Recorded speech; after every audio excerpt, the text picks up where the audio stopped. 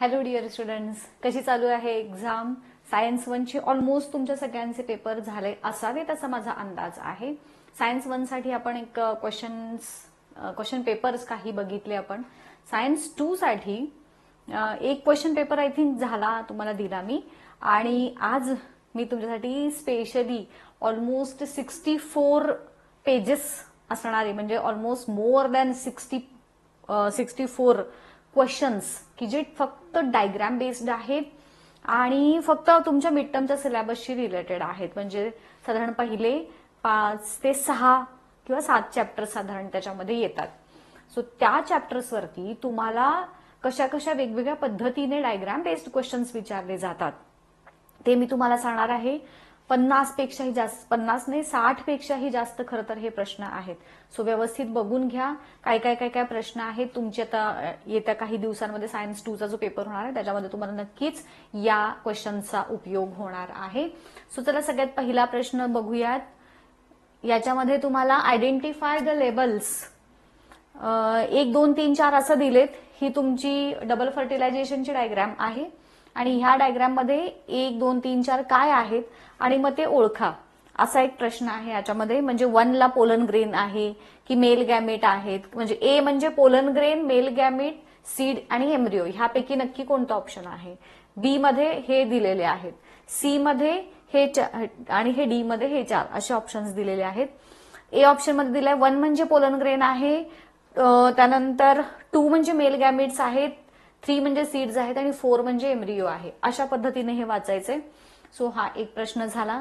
मी थोडंसं फास्ट घेते कारण मोर दॅन 60 प्रश्न आहेत, सो तेवढे आपले कव्हर व्हायचे नाहीत. Identify P, Q and are in the following diagram of male reproductive system. हा पी काय आहे, क्यू काय आहे आणि आर काय आहे. सो इथं तुम्ही पी जर बघाल तर इट इज टेस्टीज. त्यानंतर क्यू जे आहे ते आहे सेमिनल व्हेसिकल आणि आर जी आहे ती काउपर्स ग्लँड आहे. सो मग आता इथं पी म्हणजे असा कुठलाच नाही, काउपर्स ग्लँड ही झाली. काउपर्स ग्लँड वाला हा म्हणजे सेमिनल व्हेसिकल आणि इपिडिडायमिस. ऍक्च्युली पी वरती हा इपिडिडायमिस पाहिजे. सो हा इपिडिडायमिस म्हणजेच हा ऑप्शन नंबर डी येतो बघा ह्याच्यात. त्याच्यानंतर नेक्स्ट क्वेश्चन आहे फिमेल रिप्रोडक्टिव्ह सिस्टमशी रिलेटेड. आयडेंटिफाय करायचे आहेत ह्याच्यामध्ये ए, बी अँड म्हणजे हे 1 2 3 4 हे थोडंसं मिसप्लेस झालेलं आहे. ठीक आहे, ह्यातले हे पार्ट आयडेंटिफाय करा अशा पद्धतीचा हा प्रश्न आहे.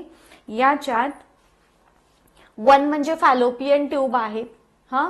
त्यानंतर 2 म्हणजे ओव्हरीज आहेत, हा म्हणजे युटेरस आहे आणि हा म्हणजे वजायना. सो हे 4 प्रश्न झाले. त्यानंतर observe the diagram and answer the questions हा प्रश्न आहे. Identify the cellular process. ट्रान्सक्रिप्शनची प्रोसेस आहे.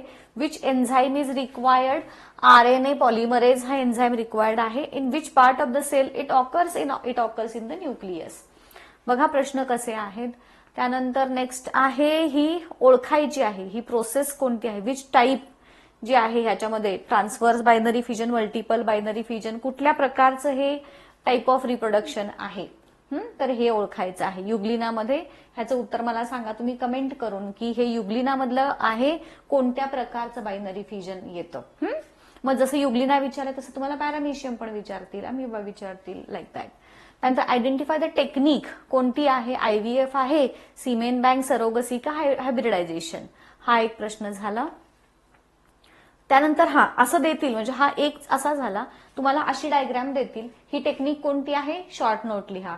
ही टेक्निक कोणत्या कपलसाठी युजफुल आहे हे सांगा. म्हणजे नुसतंच आयडेंटिफाय करा असं नाही, ह्याच्यावरती नोट लिहा, कोणासाठी युजफुल आहे ते लिहा. असे पण वेगळे प्रश्न इथं तयार होतात. त्यानंतर हा ह्याच्याशी रिलेटेड आहे बघा. व्हॉट इज, मगाशी डायग्राम वेगळी होती, पार्ट आयडेंटिफाय करायला होते. इथं काय दिलंय, what is the function of ovary. ओव्हरीचं फंक्शन काय.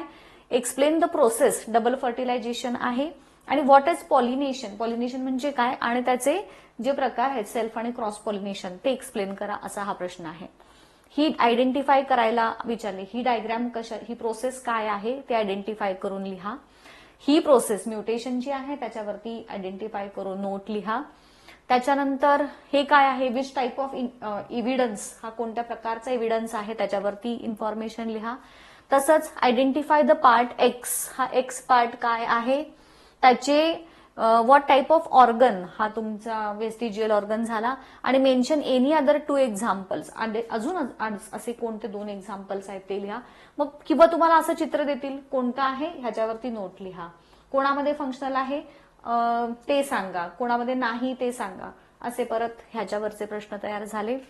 Identify the type of evidence याच्यावरती तुम्हाला विचारलं जाईल. ही जी डायग्राम दिलेली आहे हा कोणत्या प्रकारचा इव्हिडन्स आहे ते लिहा. त्यानंतर हे सगळे वेस्टिजियल ऑर्गन्स आहेत. सेपरेट सेपरेट पण विचारतील तुम्हाला, ही सेपरेट चित्र देऊन, किंवा एकत्रित विचारतील. वेस्टिजियल ऑर्गन मग डायरेक्ट तुम्हाला नोट विचारतील, कसंही. सो हे बघून ठेवा. ही अशी चित्र पण तुम्हाला देतात आणि विचारतात टाईप ऑफ काय म्हणून इव्हिडन्स कोणता आहे ह्याच्यावरती विचारलं जातात. आयडेंटिफाय करा आणि सांगा, ह्याच्यावर शॉर्ट नोट लिहा. पॅलिओन्टॉलॉजिकल एव्हिडन्स आहे ना, किंवा मग एक्सप्लेन द गिव्हन डायग्राम, काय आहे ते सांगा. त्यानंतर which evidence of evolution is shown in the picture, what can be proven, आणि give one more example of evidence of evolution, हे कोणता प्रकार आहे, किंवा असं देतील ह्याच्यावरती नोट लिहा असं पण विचारतील. त्यानंतर हे एक महत्वाचं बरेचदा विचारतात, चित्र देतात. आयडेंटिफाय करा आणि त्या इव्हिडन्स बद्दल माहिती लिहा, अशी चित्र देतील. हे चित्र देऊन विचारतील हे कोणत्या प्रकारचं इव्हिडन्स आहे ते सांगा. ह्युमन इव्हॉल्युशन, ही डायग्राम देतील आणि ह्याच्यावरून ह्युमन इव्हॉल्युशन एक्सप्लेन करा, असा प्रश्न येऊ शकतो. ही डायग्राम येते आणि ह्याच्यावरून एटीपी एनर्जी करन्सी कशी आहे ते प्रूव्ह करा. पुढे पण अजून एक प्रश्न आहे ह्याच्याशी रिलेटेड, ते प्रूव्ह करा. हे झालं. त्यानंतर ही प्रोसेस कोणती आहे, ट्रायकार्बोक्सिलिक ऍसिड सायकल, डायग्राम देतील, एक्सप्लेन करा. हा तर सगळ्यांनाच माहिती आहे. हा मधला देतात आणि मग हे तुम्हाला फिल इन द ब्लँक सारखं येतं, किंवा ह्याच्यावरती खूप व्हरायटीज ऑफ क्वेश्चन्स येतात.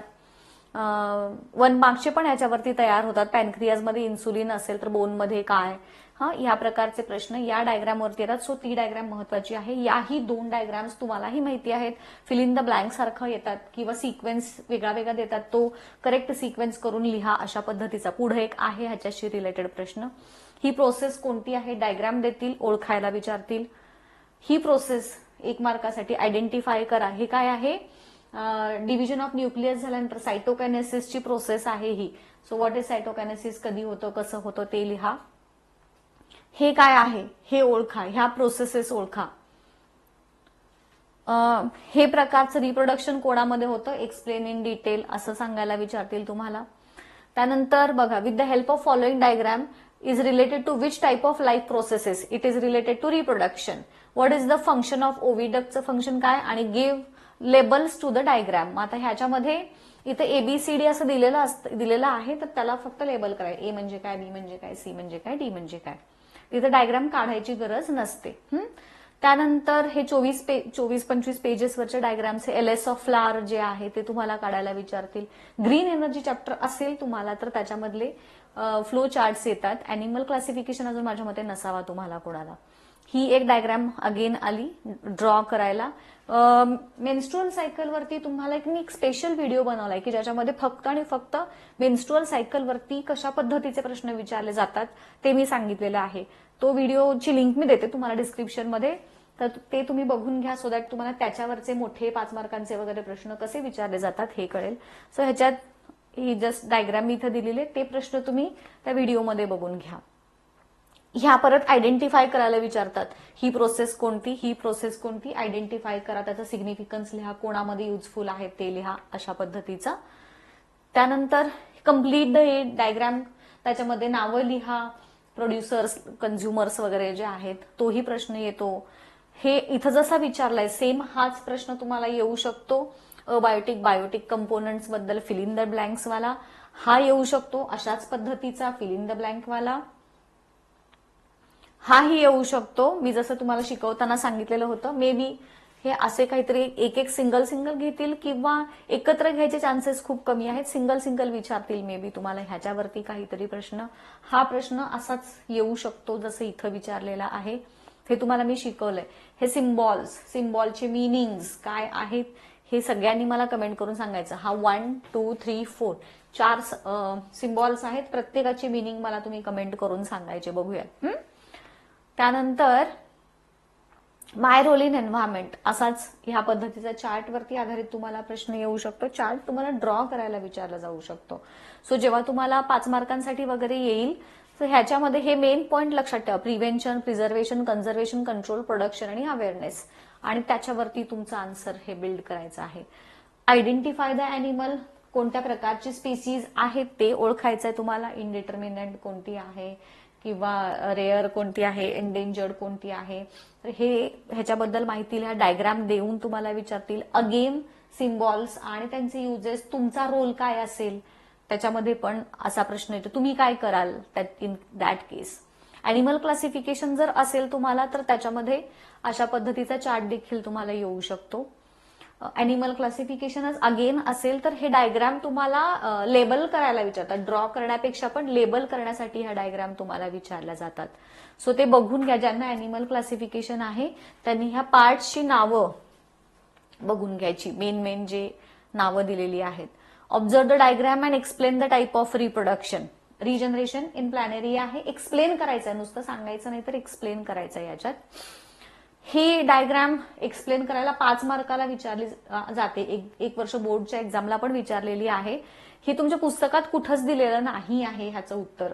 ह्याचं उत्तर मी तुम्हाला इथं देते आणि जेव्हा मी हा चॅप्टर घेईन तेव्हा तो एक्सप्लेन करते. आता जस्ट हे वाचून घ्या. त्यानंतर अशा पद्धतीचा मायक्रोबचा जर चॅप्टर आय थिंक तुम्हाला नसावा, जर असलाच तर ह्याच्यावरती आधारित तुम्हाला असे त्याचे युजेस, ऑइल स्पिलसाठी अजून कशासाठी त्याचे युजेस होतात ते लिहा. सीवेज ह्या पद्धतीने तुम्हाला मी इथे दिलेली आहेत काही एक्झाम्पल्स. हा प्रश्न पण नसावा अजून तुम्हाला इतक्या डिझास्टर मॅनेजमेंटवाला. हे सगळे पर्सनल रिस्पॉन्स टाईप क्वेश्चन झाले. लँडफिल स्लाइड झाले. हेही अजून हा चॅप्टर नसावा माझ्यामध्ये तुम्हाला अजूनही. मेरिट्स ऑफ बायोटेक्नॉलॉजी काय आहेत, बायोटेक्नॉलॉजीचा अजून चॅप्टर नसावा तुम्हाला, है ना. सो तो पार्ट आपण स्किप करूयात. झॅन्थन गमवाला आहे. झॅन्थन गमचे युजेस काय होतात. सो हे झाले काही महत्वाचे प्रश्न. थोडंसं फास्ट घेतलेलं आहे. तुम्ही प्रश्नांची व्हरायटी बघायची असेल तर थोडंसं पॉज करून जस्ट क्वेश्चन वाचायचा आणि तो तुम्हाला सांगता येतोय का, त्याचं उत्तर देता येतंय का हे जस्ट बघायचं. आता हे लिहिण्यात वगैरे आपल्याला वेळ घालवायचा नाहीये. सो तुम्ही काय करायचं, क्वेश्चन बघायचं, पॉज करा, व्हिडिओ बघून घ्या, उत्तर द्यायचं, पुढच्या प्रश्नाला लागायचं. सो ह्या पद्धतीने हे सॉल्व्ह करा. इफ पॉसिबल मी हे तुम्हाला आपल्या ग्रुपवरती पण द्यायचं ट्राय करेन, व्हॉट्सअप ग्रुपमध्ये आपल्या. सो तिथं पण तुम्ही एकदा चेक करून घ्या. ठीक आहे. सो होपफुली तुम्हाला हा व्हिडिओ नक्कीच आवडला असेल. मला कमेंट करून सांगा. इथेच थांबूयात, भेटूयात पुढच्या व्हिडिओमध्ये अशी महत्वाची माहिती घेऊन. Till then good bye, thank you and all the best.